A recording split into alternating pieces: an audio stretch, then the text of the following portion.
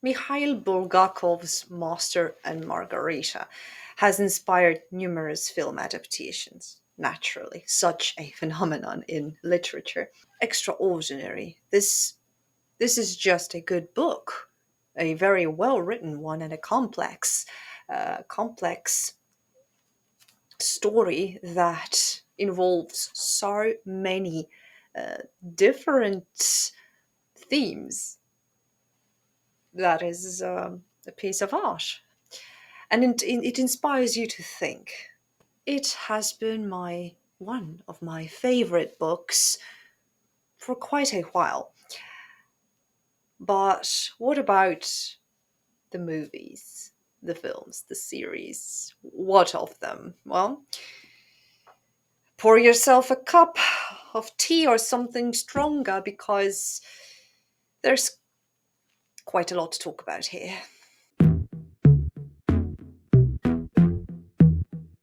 Welcome to Check That Book, a special place on the internet where we get acquainted with the most disturbing books ever written.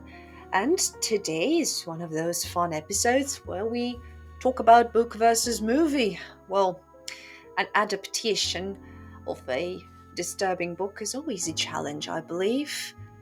It also depends on which direction are you going to take it to. And with Master and Margarita, well, it is a complex case because there's quite a few directions. It's a lot to choose from. So let us begin. There has been an Italian Yugoslav production of the film in 1972. There is also a German film of 1972 and a British film that focuses more on the biblical aspects of the story. It's also quite a watch. I mean, you can Google these. I will link them all in the description down below. These are all interesting in its own way. But I had to pick something that is as accurate as possible. And it is quite a challenge because this book is not easy, and it's definitely not easy to adapt. But there were some attempts, some more successful than others. There's the 1994 adaptation by Yuri Kara, a Russian director. Uh, I didn't find proper footage for this one, and I couldn't watch this version really. I had quite some difficulties with this one, so not didn't stand a chance. I needed to see something different, something proper, and quite some years ago, I stumbled upon a version that is actually not a full film, but series. There have been a lot of trials, adaptations, and even theatrical renditions, all reflecting the novel's enduring impact on various art forms. And I'm grateful for it. It was an interesting challenge to research this one, but I am determined, and I've done this research quite many years ago. These series that I stumbled upon aren't forgotten, and I recently rewatched them. All of them. 10 episodes TV mini-series made in Russia because, well, who better to adapt a Russian classic than, well, classic. Again, it is a classic for its time. But then again, if you look at me talk about the novel previously, the link will be in the description naturally, it is quite timeless. Quite timeless.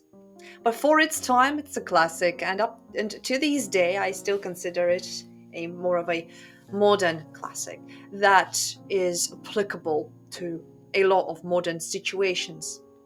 Absolutely. There's the series, the 10 episode series created by Vladimir Bortko. He is a Russian film director and screenwriter known for his adaptations of classic Russian literature, right?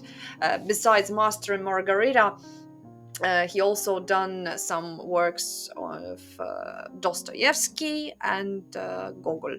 So I love them. I love Nikolai Gogol. Gogol is very nice. If you want something creepy, read Gogol. But we will talk about him some other time. Russian literature is so fascinating. One of the most faithful adaptations of Bulgakov's novel, keeping much of the original text. The series was well received in Russia and is praised for its atmosphere, cinematography, and even use of CGI to bring supernatural elements to life. Some viewers criticized the production for being too literal, while others appreciated its accuracy. Speaking of accuracy, I, for one, love the beginning, the opening act, so to speak, both in the novel and the adaptation, where our two characters appear on the patriarch's pawns from the very first page and the very first clips of the series. You are intrigued. It is black and white, which to me encompasses this atmosphere of something mystical going on and the vibes of the time, may I say. I'm trying not to be political here, but we'll have to touch upon it very slightly because that's also what Bulgakov writes about, and that is quite accurately portrayed in the film. Bortko's adaptation is extremely faithful to the novel, like I said, using large portions of Bulgakov's original text almost verbatim in the dialogue. However, this literal approach sacrifices some of the novel's ambiguity and mysticism, making certain symbolic or surreal elements feel more straightforward than in the book. So naturally, I fell in love with this adaptation because having watched it, uh, I figured that this is the closest adaptation I could find, and I've seen most of them, most of the ones I mentioned here, besides that one older Russian movie, which I just couldn't find. Magic or no magic, I stumbled upon these series, and I'm glad. And rewatching them always is a treat because they're so complex and the acting is really good. You can have subtitles, by the way. If I'm not mistaken, you can even find these series on YouTube. Adapting such a complex story requires you to not just be creative and let it loose like they've done in several other adaptations, but also maybe, just maybe, transferring the information word for word is not such a bad idea, and I didn't find it to be lacking. Not at all. The film has its liberties, but this uh, verbatim approach, let's say, it didn't bother me at all. It actually made it easier for me to watch and try to pay attention to some other moments in the film. Like I said, such as acting, even wordless acting. Sure, the film drags sometimes. Some scenes are way too long and perhaps unnecessary, but to be fair, it doesn't ruin the experience, thanks to the vibe and the visualization of Voland's magic. If you don't know who Voland is, well, I suggest you read the book first. Um, the visualization with CGI, it's not bad at all. Like I said, for its time, it wasn't bad. I can even understand why it was considered disturbing and creepy. The talking cat behemoth, the flying scenes, and the visions of certain characters, they're brought to life in this movie. And whilst, yes, reading the novel, you can use your imagination, and naturally you do, but the film takes its liberties, and I believe it works to its advantage. Well, yes, you could hear me praise the series quite a lot, but no, I will be fair to it. I'm no film critic, I remind you. I'm just comparing the novel to its most faithful or prominent adaptation, which in this case is Bortko's work, in my not so humble opinion. I just picked this one because it's the most accurate and the most gripping to me. But why is it gripping?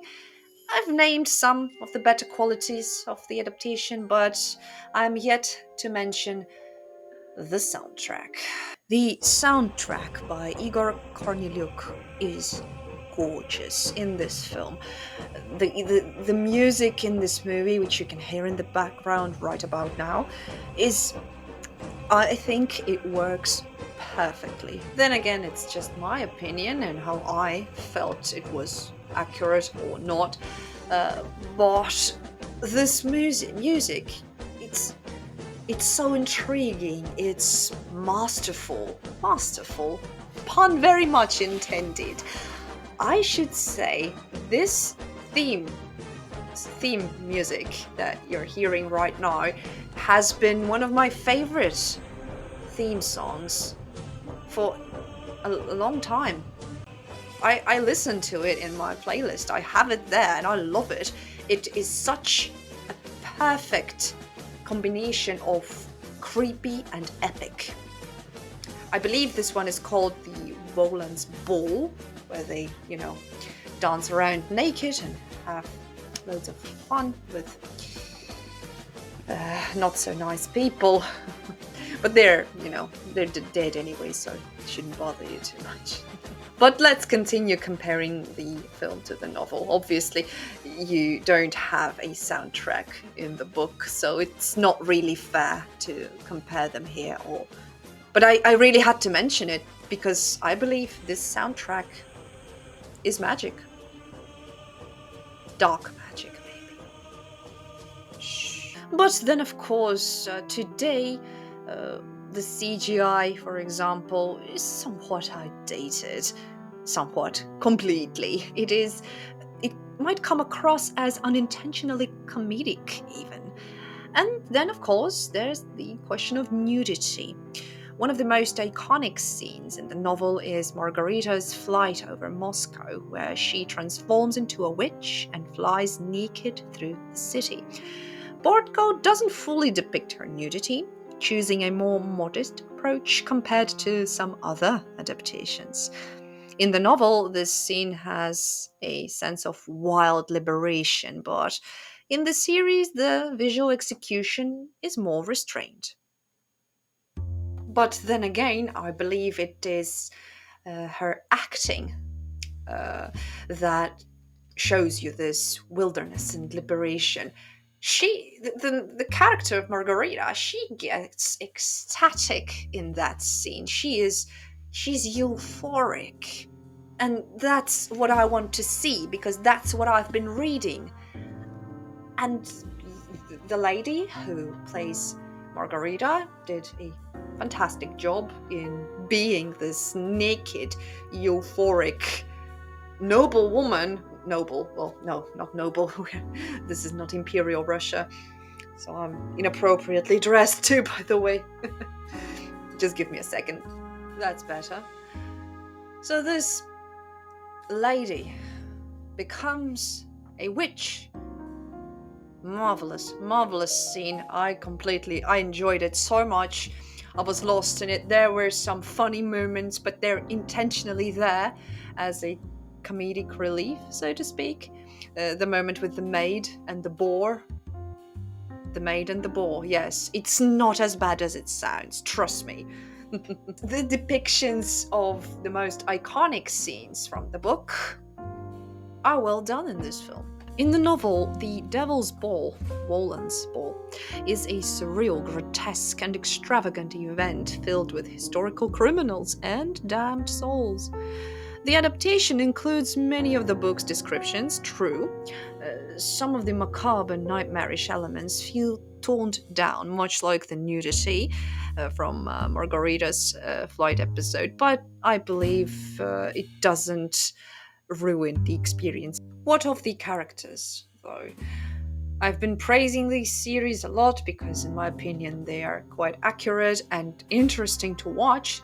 Never boring, even when they drag, you can think while those pauses. Honestly, you can spend your time thinking about what you just saw in the previous moment, or what should be happening next. I recommend watching these series if you read the book, but I also equally can recommend you these series if you've never read Master and Margarita. Because something tells me that if you watch this adaptation before reading the book, or instead of reading the book, you can throw a brick at me, but you won't lose too much. Even the throwback, so to speak, scenes where we have the Pontius Pilate storyline, the biblical storyline, so to speak, even they feel very much accurate. And again, they interfere with the main story in a way that is described in the book. So again, quite accurate. Bortko heavily emphasizes the biblical story, actually, sometimes giving it even a bit more screen time than expected. And some scenes with Pilate feel more emotional than in the book, particularly his inner torment, which I personally liked. It was interesting. But again, we have a British adaptation that digs deeper into it. Continuing with the characters, uh, who do you think is the main uh, protagonist of the story, Master and Margarita? Well, you might say, well, we have two. We have the master, the titular master, and the titular Margarita. True, yes, they are the main protagonists, but there's also the main antagonist, and I love how this main antagonist is portrayed in this film.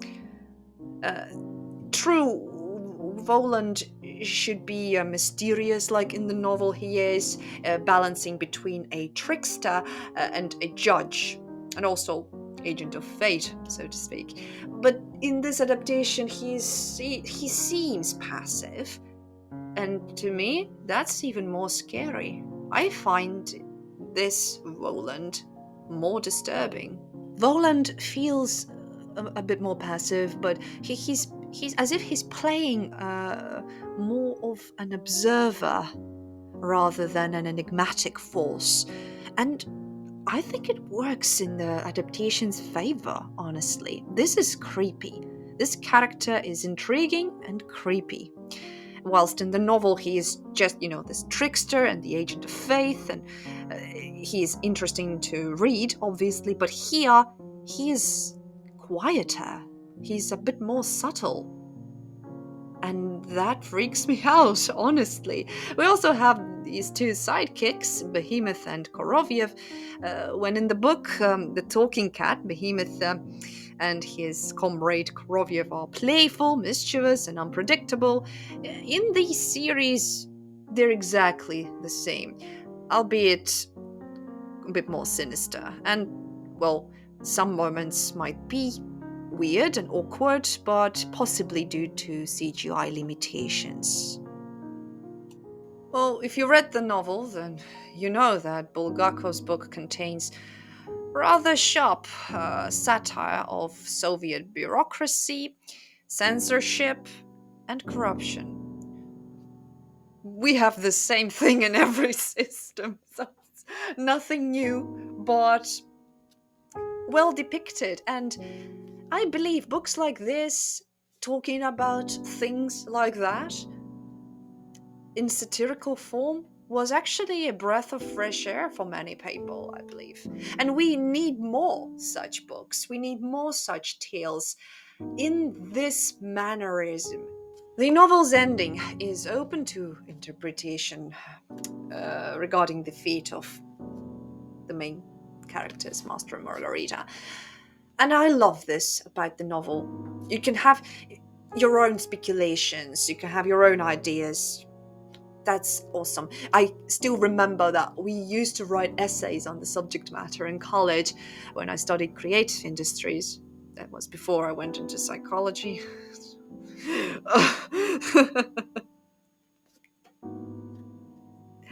We used to write essays on the matter. Interpret the ending, or how would you end the story? What do you think Bulgakov wanted to say? Or maybe you should argue with him. Again, he kind of leaves it open on purpose. But then again, if you think about it, it's not curious at all. It's quite understandable, actually. If you read the entire novel and if you understood at least some of it, you can understand, where the whiff is coming from. What does it smell like? It smells like speculation. It smells like tragedy. It smells like love. It smells like fate, and talks about the fatalistic things in life itself, the meaning of it. Not just, politics and religion. You don't normally speak about these things lightheartedly, I mean. That's what I'm trying to say, I guess. My point is, Bulgakov raises topics and themes in this book that are not commonly raised and easily talked about. And he raises them in a beautiful, dramatic, and philosophical way, which I love. But then again, Bortko presents it in a way that also leaves you with, an open question. What the fuck just happened? It still leaves. Is it fantasy? Is it metaphorical? What does he mean? Well, that's the thing. You never know, because we don't know. What did Bulgakov mean? And that is amazing, I think. Thank you guys so much for watching. If you like disturbing content, consider giving this video a boost in the form of an erect thumb, and make sure to subscribe for more. We're going to talk about something naughty soon. Yes, I'm gonna give you that spoiler. That the slob has gotten its fair share of likes, and as promised, I'm currently reading The Son of the Slob. Am I enjoying it? But promise is a promise, much like the live stream promise. Can we just forget about it for a wee bit? Let's do a live stream when we have 200, shall we? 200 subscribers, and we're gonna play a disturbing game on the channel. I'm not much of a gamer, but when it comes to the disturbing, I'm interested in pretty much everything. Meanwhile, you guys, don't forget to check out Misanthropically Inclined, my own creation, a poetry book that is available right now, both as an ebook and in this gorgeous hardback form on Amazon. Take care of yourselves and your loved ones, ladies and gentlemen, and I shall see you as soon as possible. Goodbye. You guys, this is a PS. I completely forgot to mention that whilst researching material for this video, I stumbled upon the recent 2024, Jesus Christ. This is what you get for saying everything the way it is and not shortening words. 2024 adaptation. Again, by Russian production of Master Margarita. I'll show you some clips from the trailer now, but it didn't inspire me for some reason. Maybe it's, the excessive CGI or the glamorization of everything just didn't strike a chord with me at all. Didn't make me want to watch it. But if you're curious, I feel like this is also it deserves to be mentioned because, maybe some people, how to put it, digest information better if it's more modern and cleaner, so to speak, made with modern technology, I presume. So obviously it's a very recent adaptation, so you can also check this one out. We do have better technologies, but in my not so humble opinion, overusing it doesn't do much good either. So yeah, this is out of balance, at least for me. But yes, I'll show you some clips now, and with these clips I end this epic video.